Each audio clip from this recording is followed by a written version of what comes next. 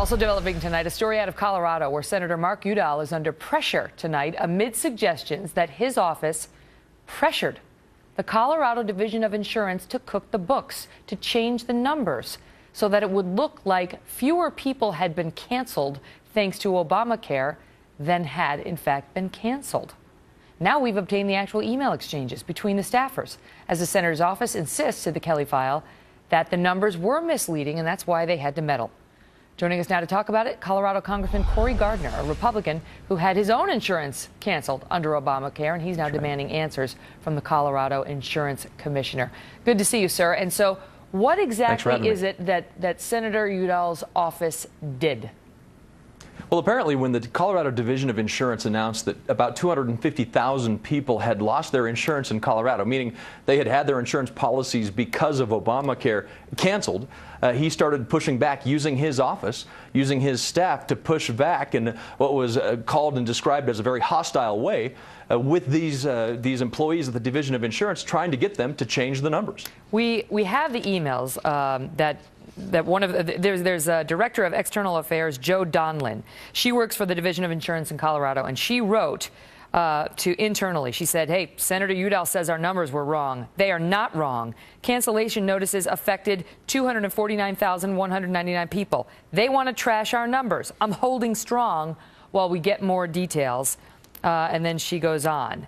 And then she later writes an email to her colleague saying, "Following my email, I received a very hostile phone call from Senator Udall's deputy chief of staff. Marguerite is on the phone with his chief of staff right now. Happy Friday." Is this inappropriate meddling, or is this a senator's office just trying to correct what it believes is misleading information? Because they say a lot of those people didn't get totally canceled. They got canceled with a renewal offer. Well, the president's promise, if you liked your health care plan, you'd get to keep it, didn't come with an expiration date. And that's exactly what we're dealing with. 250,000 Coloradans that had their insurance policies canceled. Now, Senator Udall voted for the health care bill. I understand why he is concerned that this could jeopardize his election in 2014. There's a difference between calling up an office, though, and saying, "Hey, are these the right numbers?" versus a hostile phone call, forcing a Division of Insurance employee to say, "We're standing strong." This was clearly an attempt to use an office, to use the staff to pressure a public policy maker into changing the numbers of people who have had their insurance canceled. I think it raises a big question about abuse of power. Because the larger picture is the cancellation notices were coming in, because this happened a couple months ago, and the pressure was mounting on these Democrats who voted for the law from their home states. Why did you vote for it? Why did you say I could keep my plan? And at the same time, so there was some pushback from his office saying the number's not 250,000 cancellations. It is technically, but a lot of those people were offered renewals. But how unusual is it to have a United States Senator's office call up the Division of Insurance and start pushing them to change their messaging?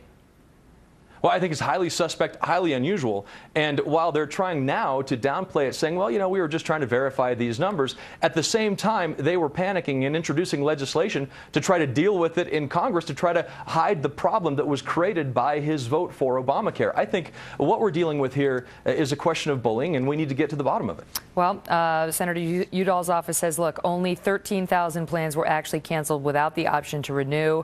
So the 250,000 number was misleading.